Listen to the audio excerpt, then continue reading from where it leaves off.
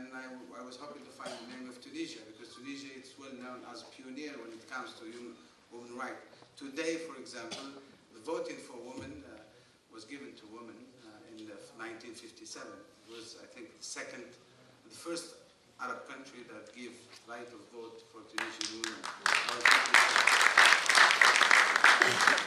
And the second in the Muslim world after Turkey. And today we have 30 plus 30% of member of parliament are women, which is 67. This is one of the highest rates in Africa and the Arab world, maybe in all over the world. So I just wanted to say that, and then again, thank you very much for giving me the opportunity to be here with you, and I wish you all the best. Thank you. Your Excellency, for your wonderful ideas, and by comparing whatever is here and there in your country, I'm sure we can learn from each other's experiences, and then only we can optimize our available resources by spending less so far wastage in education is concerned, wastage in research and development are concerned.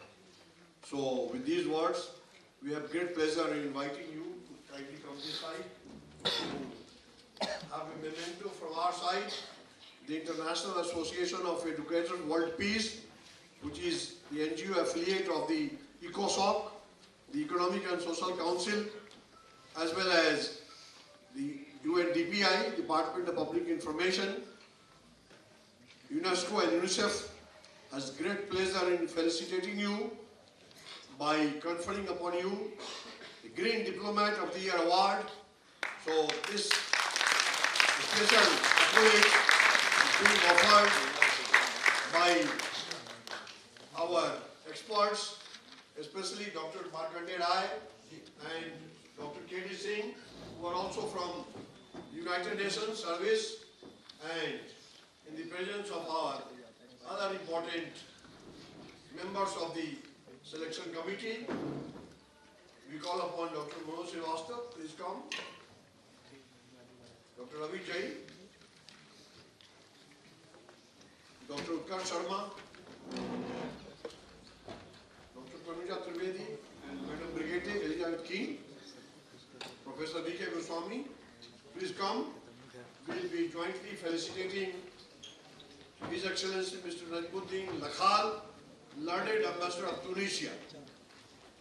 The award, initiated and instituted by the International Association of Educators World Peace, especially being conferred on the occasion of the 26th World Environment Congress and hosted by the Confederation of Indian Universities, Indian Institute of Ecology and Environment, and National Institute of Cleanliness, Education and Research, as well as the World Constitution and Parliament Association of US. Green Diplomat of the Year Award is being announced, signed by Dr. Charles Marcia, who is originally a Maltese, now naturalized in the United States of America, who has not been able to come because of his ill health, and also jointly signed by myself. This award is being handed over and conferred upon Excellency Najmuddin Lakhal, the Learned Ambassador of Tunisia. Please give big hand.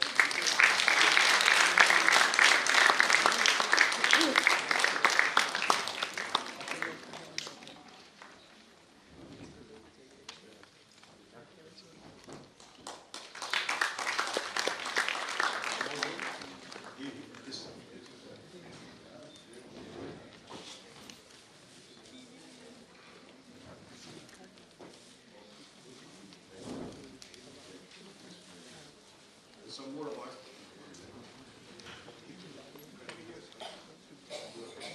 So friends, we have great pleasure in announcing some awards.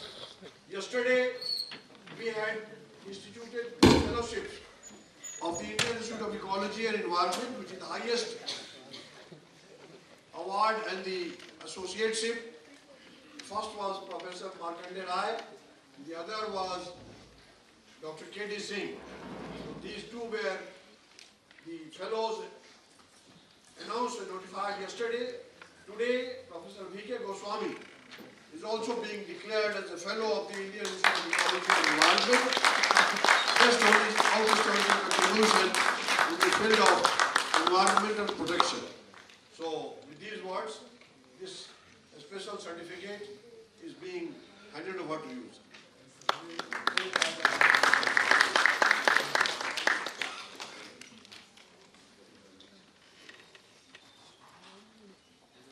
Friends, there is a special felicitation for Dr. Sharma, who is the head of the Department of Environmental Science in Vivekananda College and who has done wonders in the new field for protecting our environment in Delhi through her researches at the University of Delhi.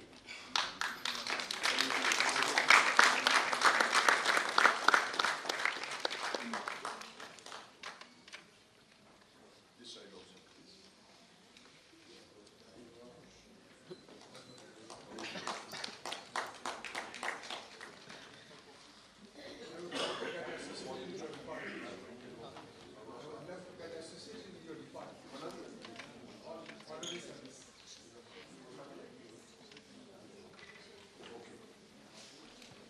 Friends, we have great pleasure in inviting Dr. Ajay Kumar Arora and his other team members. All the members of the team of the Bandhu College, the faculty members and the students are welcome for their contribution towards environmental awareness and studies. So, in testimony whereof and with the thoughtfully vested in our institution, we are presenting the World Ecology, Environment and Development Weed Award today. Right.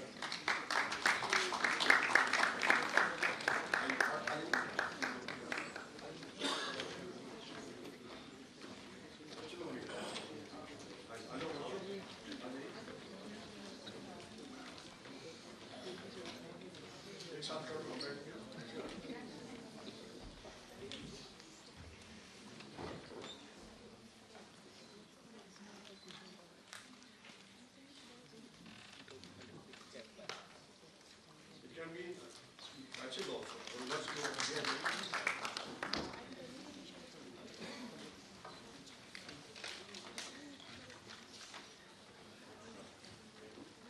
You can have 2-3 photographs. Because this will help you in pushing down. Thank you. Congratulations. Wonderful.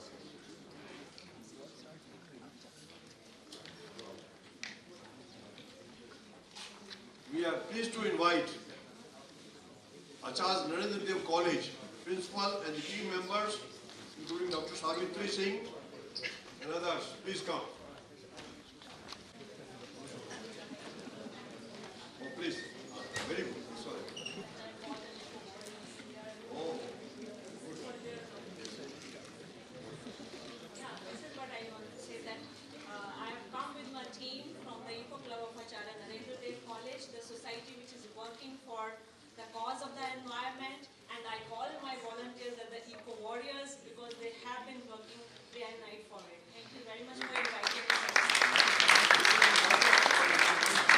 College.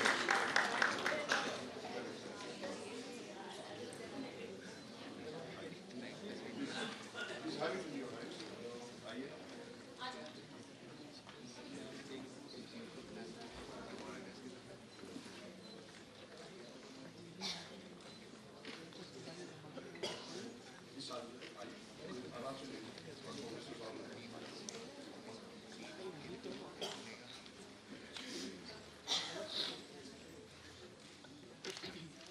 Congratulations.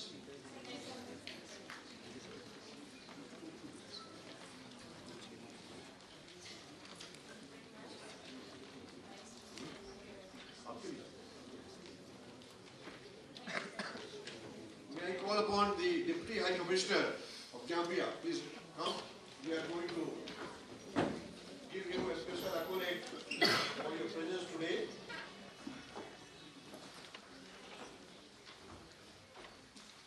Excellency, wishes to congratulate you on the award.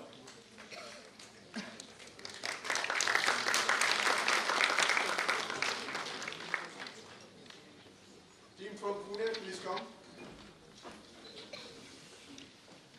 We call upon Dr. Marchant, Dr. A.K. Marchant, who is a renowned philanthropist, an interfaith expert, a national trustee of the Baha'i community of India.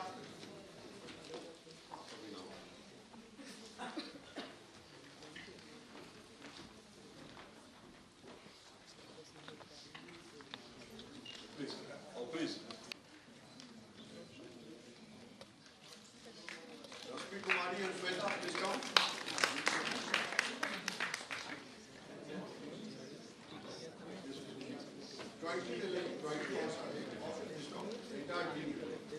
Excellency has to go in 1 minute.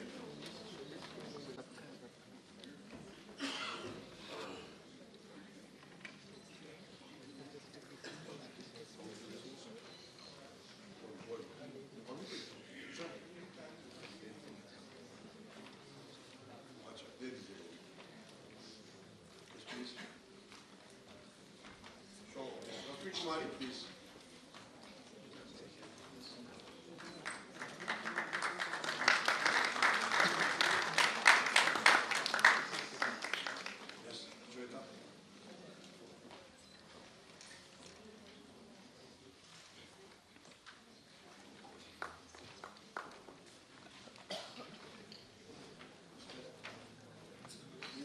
St. Mary Public School, please come. Please come.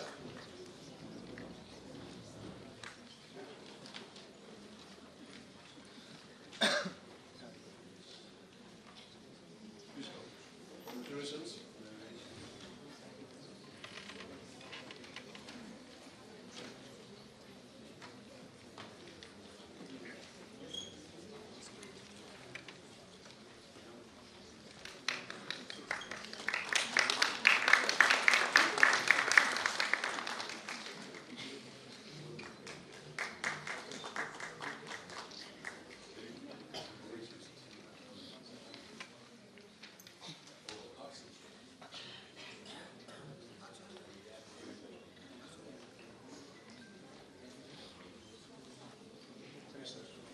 Thank you very much for your time.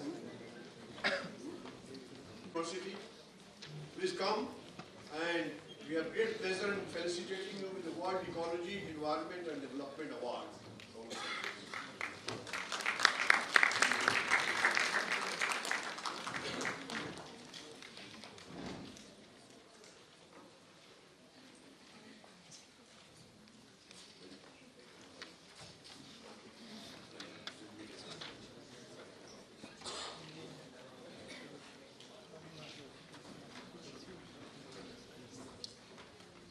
For agenda, we are pleased to invite Dr. Gregory Bergland, the CEO of the Planet Earth, who is there all the way from United States of America, is going to present a very important theme regarding the need to protect our environment and how we shall achieve that goal will be detailed by Dr. Gregory Bergland briefly. Namaste. So,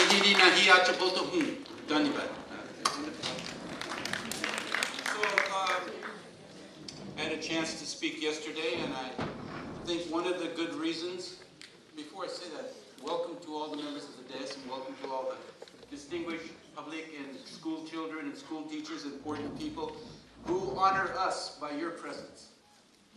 Thank you for being here, and welcome to my talk. First, I'd like to address Dr. Trivedi.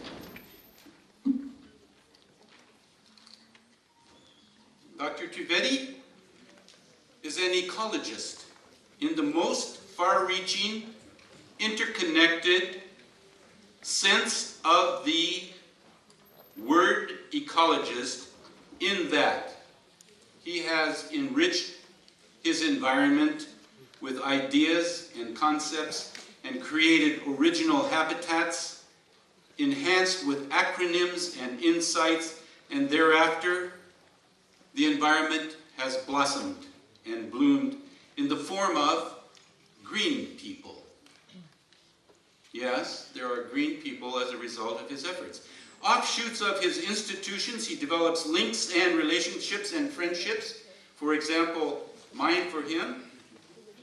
And at any moment, you too can become a Trivediite green offshoot and change our future. Dr. Trivedi invites us to engage our infinite potential for ecological transformation by unleashing our ecological imagination. Fellow Trivediites, with the imagination and power, taking inspiration from Dr. Trivedi, who is a green-tipped breakthrough artisan, rather than passively waiting, I'm asking you to not passively wait for the tipping points, such as we witnessed today in New Delhi with the air pollution at an intense level. Do not wait any longer to nail our fate, come into the aura of the great green energumenal Dr. Trivedi. To him I would like to say, to our great green host, the host with the most, no need to boast, just chase off the ghost of global warming, of air pollution, and raise a toast to 37 years of eco-devotion. Dr. Trivedi. And for the school children, now that you're awake, I have a challenge. Okay, this is really going to be tough, and there's a prize involved. Okay, so this is a little ditty. It's kind of a poem, and it goes like this. And I want you to finish it. And the winner will get an all-expenses-paid trip to my native place. Ooh. You don't know my native place. You might not want to go there. Okay. All right. So here it is. Listen closely. If you need me to repeat it, I will. Okay? It's called the Don't Do It poem.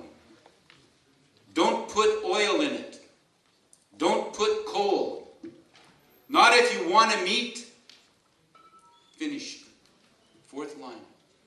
Don't put oil in it. Don't put coal. Not if you want to meet the. You finish it. I'll give you until 7 p.m. Well, there won't be anybody here to know who wins.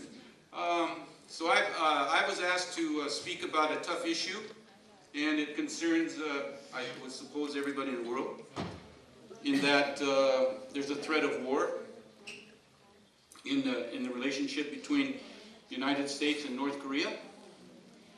And we know that there's a threat of war, and we know that nuclear weapons are involved at the heart of the differences between North Korea and the United States. And I would like to consider Indians responsible to a certain degree for the situation. And do you understand why I say that? Nobody understands why? Well, you're a nuclear weapon nation. And you're coming up on almost 20 years of being a nuclear weapon nation. And if nuclear weapons are that important to you, why wouldn't they be that important to North Korea? Yeah. But you consider yourselves as a nuclear weapon nation, as a responsible, that you refer to yourselves as a responsible nuclear weapon nation. What about United States? We saw President George W. Bush and his Vice President Cheney and Condoleezza Rice almost chased the United States into Iraq, an invasion of Iraq, by expressing a serious, imminent nuclear weapon threat coming from Iraq, which didn't exist. And it was a flat-out a bunch of lies, but it was sufficient to allow the president to order his troops into Iraq, with the unintended consequence of a civil war between Sunnis and Shias in Iraq, the absolute devastation of that country, with who knows how many deaths, because let me remind you, when the United States goes to war, we don't count deaths. We don't count body bags. That's for somebody else to do. So you refer to epidemiological studies from Johns Hopkins University, which put the deaths in Iraq following the invasion in 2003 at 1 million. 1 million. Now what's going to happen in North Korea? Is there going to be violence? Is there going to be a war? Is there going to be... Right now the Pentagon has come out and announced that in order to put an end to the North Korean nuclear weapon program, that means building nuclear warheads for missiles which could be used eventually to launch a nuclear warhead onto the west coast of the United States. That's where I'm from. By the way, that's not where the winner gets to go. Okay. You don't get to go to the United States, which is probably better off.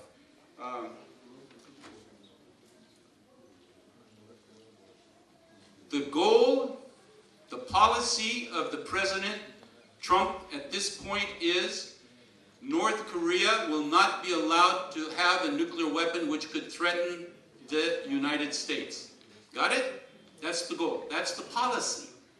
Now, Clausewitz, the German strategist, explained to everybody that war is a continuation of policy by other means. Very simply, what could happen is, well, we don't know what could happen. And you probably won't know unless you are involved with classified information when it comes to nuclear weapons. I have been involved with such information. I am a former United States Air Force officer. I served on 3 years of active duty on nuclear weapon quick reaction alert with targets in the Soviet Union. And I was also assigned to war plan section and intelligence, and I read all the NATO war plans for war in Europe. War in Europe, nuclear war in Europe. And when I came on duty, approximately the same attitude exists as when India developed nuclear weapons. They're for deterrence purposes. They are meant to deter. And I wasn't opposed to that idea, but I had started to have my doubts about the overall orientation and the doctrine when I was assigned to war plans, and I read these NATO war plans, and it was all about waging nuclear war with nuclear weapons. I said, what's going on here? Now, at my low level, we were in England, in an U.S. Air Force base in England with targets in the Soviet Union. And we were there 24 hours a day. We had nuclear weapons on aircraft, and I was a duty officer, and I would receive an emergency action message, and it was my duty to give the authorization for the weapons to proceed to target. And I said, well, that's an awful lot of responsibility. And it's something that after a certain point in time, I didn't want to assume any longer. How many of you today, let's say, how many young people, let's say, for example, you might envision a military career. How many of you today would be willing to participate in the use of nuclear weapons?